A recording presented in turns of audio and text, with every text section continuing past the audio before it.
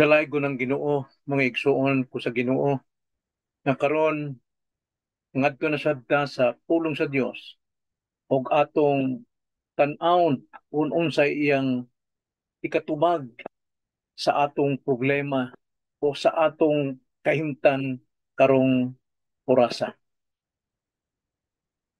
Pagkapait nga igsuon nga mag-inusar ka sa imong kinabuhi. Wa kay higala, wa kay ginikanan, wa kay mga igsuon nga naa diha sa imong kiliran nga makatabang nimo, makahatag ka nimo og kalipay kalig-on. Wala kay mahimo kundili ang mangandoy. Hinaot pa. Kung mabalik lang ang akong maayong panlawas, dili unta ni mahitabo. Apan muhad-an ka na og paglaom tungod sa imong sakit. Kay ikaw sinalikway tungod niini. Mo ni kahimtang sa usa ka babae sa Marcos 9 nga siya gitalinugo sa 12 ka tuig tungod ni ana siya sinalikway sa mga katawhan, sinalikway sa mga tao, og tungod siya naglisod na tungod sa iyang sakit na ini, nahudta na siya og tanang kwarta sa paggaragham nga doktor og nagasulti nga walay bisan usa ka tawo makapaayo kaniya. So kining bayhana naalang siya sa iyang pangandoy, hinaot pa. Kung mabalik lang ang akong kalawasan, dili unta ni mahitabo. Atong tan-awon kining kaysaysayan, kung unsa ang kahimtang o asa paingon ang kahimtang ning bayhana, may paglaom pa ba siya? Mao kini ang atong uluhan nga igsuon samtang magpaminaw tayo ning pulong kay tungod sama nato usahay mubati ta nining dako kayong pagkapait sa kinabuhi, kalisod kami nga. Subusa makaingon ta, may paglaom pa ba ako? Mao kini ang uluhan sa atong mensahe karon, may paglaom pa ba ako? Aron masabtan nato kung doon natin paglaom atong ablihan ng atong mga Biblia sa Mateo 9, versikulo 20 ngadto 23 mga igsoon. Ato kining pagabasahon og atong tan-awon ang katubagan, may paglaom pa ba ako? Nagaingon mga igsoon. Mateo 9, versikulo 20 ngadto sa 23, og tan-awa usa ka babae nga nag-anto sa talinugo sulod na sa napulog duha ka tuig. Miadto sa iyang luyo og mihikap sa borla sa iyang kupo. Kay siya nag-ingon sa iyang kaugalingon, kung makahikap lang ako sa iyang sapot, mamaayo gayud ako. Og si Jesus miliso og sa iyang pagkakita kaniya miingon, pagkalipay anak, ang imong pagsalig nakapaayo kanimo. Og ang babae naayo diha-diha. Naayo diha-diha. Kini mao ang pulong sa Dios og mag-ampo ta mga igsoon. Dalay ko na mga kamahan. Salamat kay pinaagi sa mga kasaysayan sa imong balang kasulatan kung giunsa nimo, kung nag-unsa ka kagamahanan sa mga taong dunay mga pangandoy, dunay mga kasakit, o giunsa nimo paghatag o paglaom kanila. Usa Lord, nakibalo ka sa among kasing-kasing karon. Unsay among kahimtang. Naot pa nga kini imong pulong karon nga among pagatun-an may makahatag kahayag sa among kahimtang. Ginaot pa, ikaw gyud may mahimaya nining tanan. Kini among pag-ampo diha lamang sa ngalan sa Ginoong Kristo. Amen. So man kahimtang may igsuon kining usa ka babae nga gitalinugo sulod sa 12 ka tuig. Og siya nawad-an nagpaglaom kay tungod sinalikway na siya sa maong lipunan sa nasod kay tungod sa iyang sakit kay sumala sa daang tugon nga kanang dunay sakit sama nining sa babae kini luod alang kanila og kini sila mga outcast kini nga dili sila mahimo nga may muduol sa mga tao magpahalayo sila kay tungod kini bayhana sud sa 12 ka tuig ang iyang dugo way pagkahunong unya sige siya kabasang iyang sinina og na nauga na lang kini ng gangking na kini og nabaho kini bayhana. So dili gid siya makaduol sabi sa mga tao kaysa mga tawanan. Apan, apan maigsuon. Usa ka adlaw niya na sumala sa Marcos 5:25 dunay nagtanyag kaniya og maayong balita nabuhi ang iyang paglaom maigsuon. Kay dunay nagpaambit kaniya og maayong balita bahin kang Hesus nga gamhanan nga sa tanang klase sa sakit mahimo niyang pagaayuhon bisan pangali ang mga patay iyang gipambuhi labi na ang mga sakit bisan unsa pang sakit bisan kini sakita nga naa ning bayhana 12 ka tuig na karon lang siya makabatig maong mayong balita subusa kining bayhana nakadawat og dakong paglaom misalig siya sa maong mayong balita nga gipaambit diha kaniya. Subusan niya itong higayon na maigsuon ato makita ang lihok sa ning bayhana. Sa iyang pagtuo maigsuon, unsay gibuhat ining bayhana. Iyang gipangita si Jesus. Wa siya magpabilin lamang sa pagpangandoy, kundi siya duol nga to iyang gipangita si Jesus. Hain na kining iyang paglaom.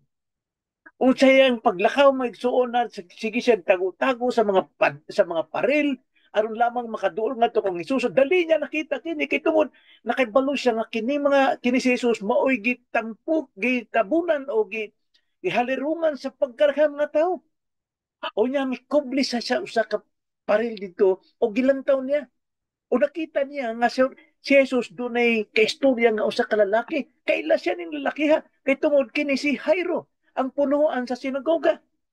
Kini tawhana usa ka taong bantog kaayo dato kini apan buutan unya wa sa kay balo nga ang istoryahan nila ni Jesus ug ni Jairus nga giimbita ni Jairus ang Ginoong Jesus ngadto sa ilang balay kay tungod ang iyang anak na dalaga 12 anyos usa nagpinal tungod sa iyang sakit og mitubag si Jesus nga muadto ako og diha dayon nanlakaw sila. Unya kini si Jairus iyang gipanghawan to mga tao na nasa atubangan ni Jesus aron si Jesus makalakaw maayo. Butong tayo ning bayhana kining gitugo nga siya motabo nga apan nahadlok siya kay tungod tingalig mapakyas lamang siya tingalig pahawaan siya sa atubangan subusan milipot siya ngadto naghuwat siya usa ka higayon nga makaslusot siya nga di siya mailhan sa kadaghang mga tao og miduol ngadto kang Jesus kay tungod kining bayhana outcast kini sinalikway sa mga katawhan sa lipunan apan wala niya kinidamha mi sulod nga tos karaghanan sa mga tao bahala nag-unsay susunod sa mga tao basta ang iyang pagsalig nga siya gyud nakakita kang Kristo makaduol diha kang Kristo so sa nahitabo maigsuon siya milipot kadto sa likod ni Jesus nga naman so unsa may iyang gibuhat ikaduha maigsuon tungod sa iyang pagtuo miampo siya kinasing-kasing nga pag-ampo unsa may iyang pag-ampo maigsuon ang iyang pag-ampo nagaingon sa 21 kay siya nag-ingon sa iyang kagalingon sa iyang kasing-kasing kung makahikap lang ako sa iyang sapot mamaayo gayud ako kining iyang pangandoy kining iyang pag-ampo nga kung makahikap lang siya sa burlas sa sinina ni Jesucristo sigurado gyud siya na siya gyud mamaayo so kinasing-kasing gyud ang iyang pagpaninguha ang iyang pagpangandoy ang iyang pag-ampo sa kasing-kasing kini maoy pag-ampo niya sa iyang kaugalingon O nakibalo ba mo magsuon nga kini mao ang mga pag-ampong gipangita gyud sa Ginoo. Mao ni gipangita sa Ginoo nga mapag-ampo gikan sa kasing-kasing nga dunay pagsalig. Nga kung kini iyang pagabuhaton tungod sa iyang pagtuo, luna gyud katubagan. Sama ni Hana sa 1 Samuel, ang nanay ni Hana, nga siya nag-ampo dito sa 1 Samuel chapter 1 verse 10, nga nagkibot-kibot lamang ang iyang sa iyang pag-ampo kay tungod kinasing-kasing kini. Unya siya gi tan-aw pa ni sa usa ka pari nga kini kuno siya hubog. Apan mingon siya nga dili ako hubog kun dili nag-ampo ako tungod sa akong problema kabukaton kinasing-kasing kayon. So unsa may gisulti sa balang kasulatan bahin sa pag-ampo nga kinasing-kasing mo igsuon. Atong basahon ang Salmo 37 bersikulo 4. Nagaingon, magkalipay ka usab kang Jehova og siya magahatag kanimo sa mga tinguha sa imong kasing-kasing. Doon na siya tinguha, doon na siya pag-ampo na siya gyud makaduol kang Hesus og makakupot sa iyang burlas. So tungod sa iyang kalipay sa Dios, gipangita niya si Jesus og nakit-an niya, nakaplagan niya og nag-ampo siya sa kinasing-kasing. Og sa iyang pag-ampo magsuon nga siya makahikap sa burlas og siya mamaayo, ikatulong iyang gibuhat tungod sa iyang pagtuo, mihikap siya sa burlas o sa sapot ni Jesucristo. Nagayon sa bersikulo 20, og tan-awa usa ka babae nga nag-anto sa talinugo sulod na sa napulog duha ka tuig, miadto sa iyang luyo og mihikap sa burlas sa iyang kupo. Ang iyang pag-ampo dili lang kay ba lamang una-una iyang gibuhat kini. Ang iyang pagsalig iyang gibuhat kini. Inubanan sa pag-ampo, mihikap siya didto sa burlas sa kupo ni Jesucristo. Ang atong pagsalig pagtuo dili lang kay maghuwata maigsuon kinahanglan unsay ang natong buhaton nga kaya natong buhaton atong pagabuhaton og huwata nga ang Dios mo imulihok diha sa katubagan diha sa imong pag-ampo. May paglaom ka pa ba? Duna maigsuon. Primero, imong pangitaon sa Jesucristo. Ikadua, muampo ka kinasing-kasing o sa imong pag-ampo, muduol ka kang Jesus. Karong panahon na dili na ta makaduol kang Hesus sa pisikal nga pamaagi, kundili pinaagi sa mystical nga pamaagi ang iyang iglesia. Kaya ang iglesia mauni ang lawas ni Kristo og siya mayulin ulo na ni gusto natang muduol kang Kristo ngadto ta sa iglesia.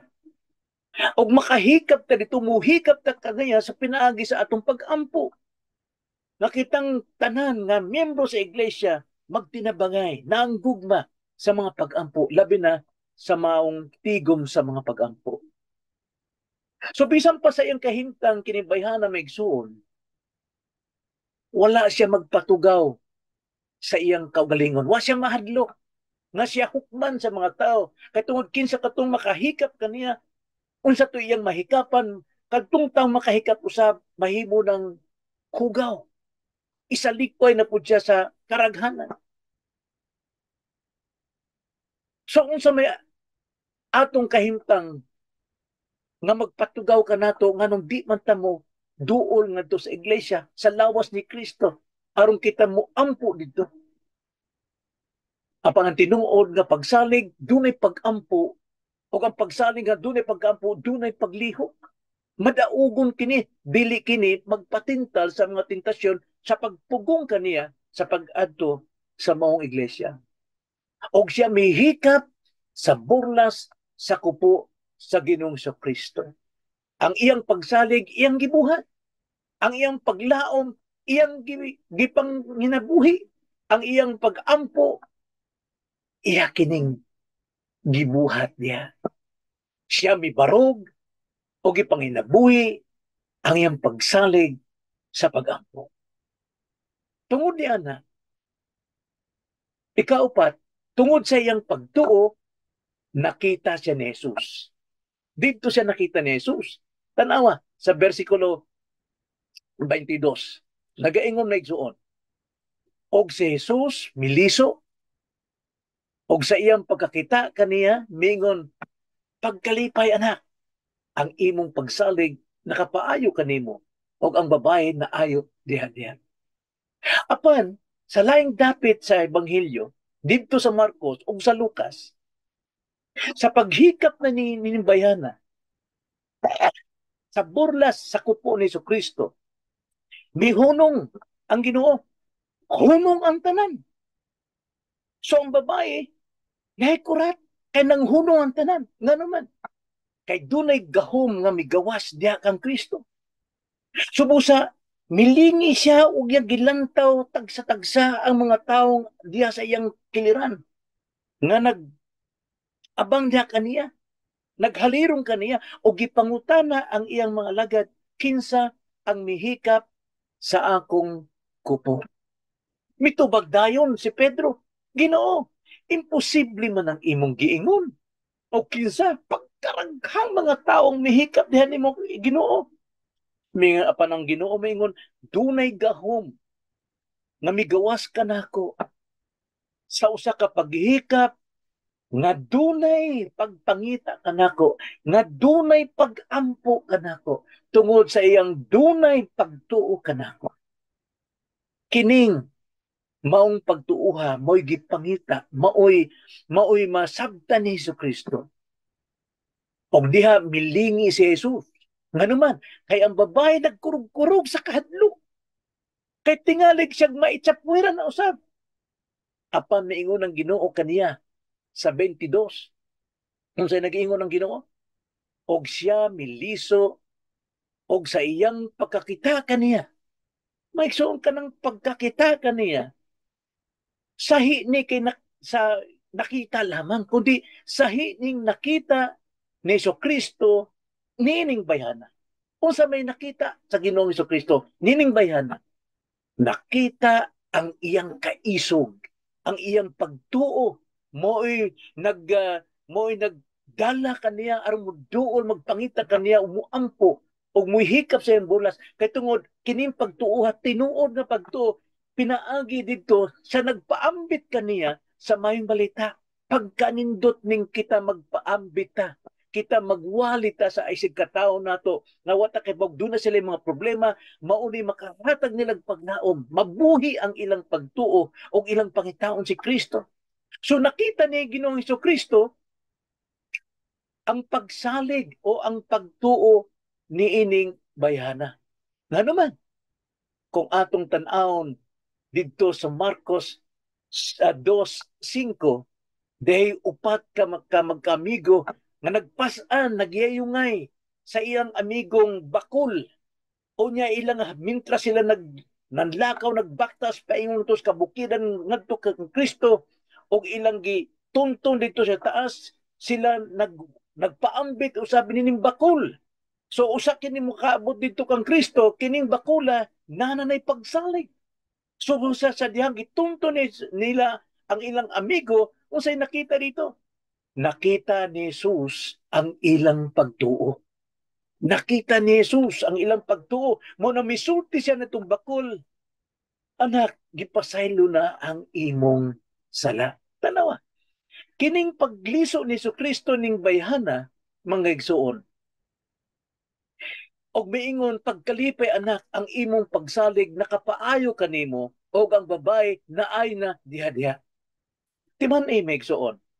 Diha sa paghikap sa babae, sa burlas sa kupo ni Kristo, naayo na siya sa iyang balatian. Apan, gisiguro ni Kristo sa 22, nag-ingon si Kristo, pagkalipay anak, ang imong pagsalig nakapaayo kanimo. Kung sa may giayo ni Kristo, nga nanaayo naman ng bayhana. Ang iyang kalag, ang iyang problema. Kaya ang iyang kalag, maoy nungdan nga na doon na sa balatian sa iyang lawas. Ang kalag na makasasala, doon na yun mo reflect yun sa ato mga pisikal. Doon ay mga kasakit, mga sakit. So gisultihan ni Kristo kaning bayhana nga nanaayo na, ayaw kahadlok anak. Ayaw kahadlok. kundi magkalipay ka. Kaya ang imong pagsalig nakapaayo kanimo. Dili lang ang iyang sakit, kung dili bisan pa ang iyang kalag. Duna siya'y kaluwasan. O ang babae na ayo diha-diha. Duha ka pag-ayo kining bayhana. So busa siya gitagaan og kining kagahom nga mahimong anak, gitawag niyang anak kining bayhana.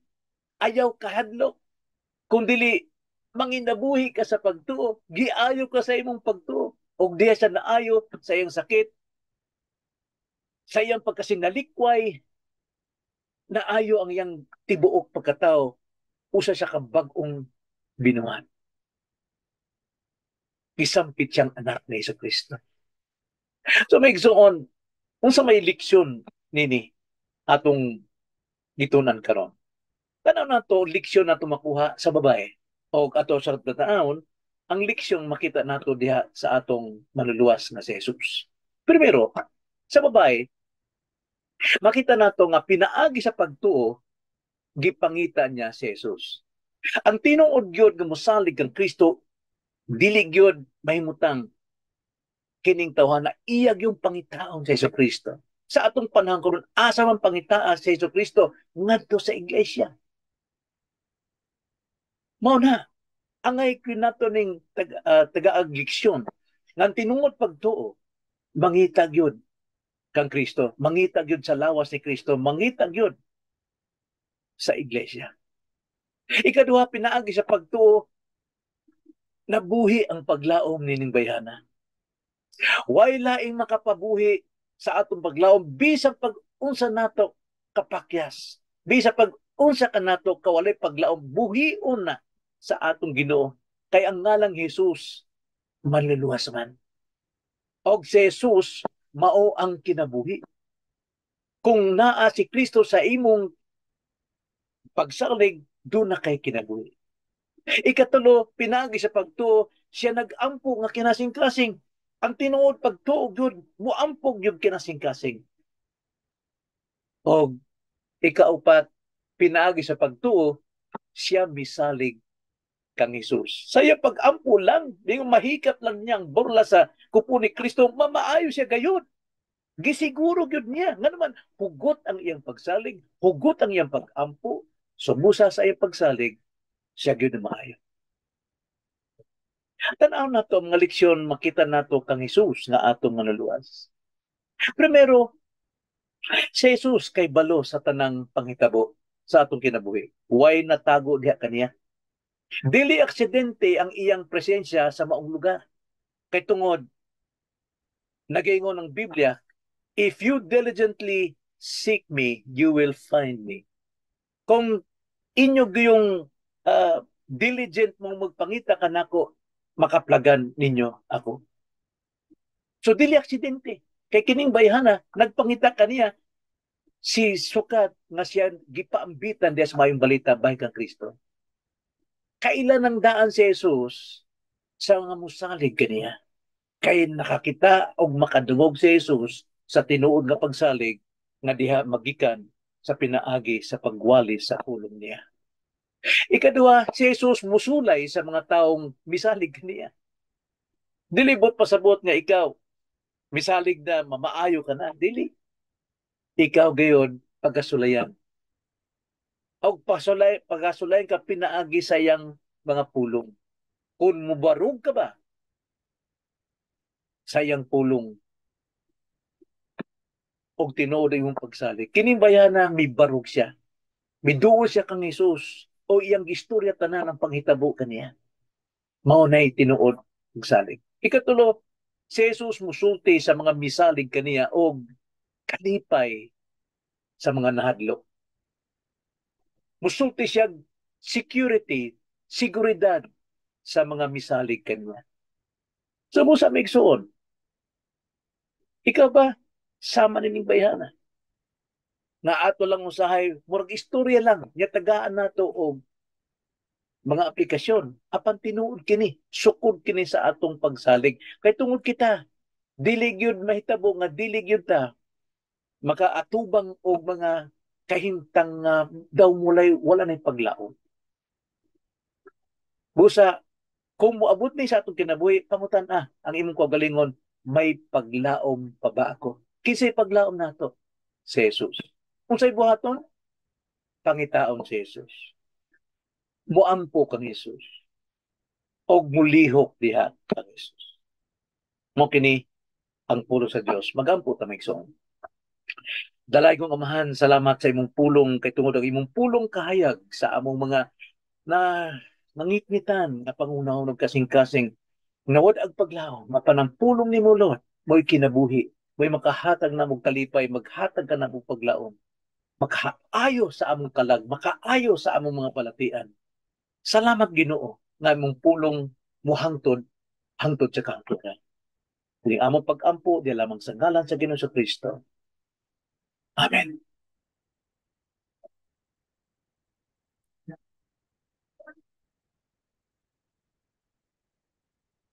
Ah,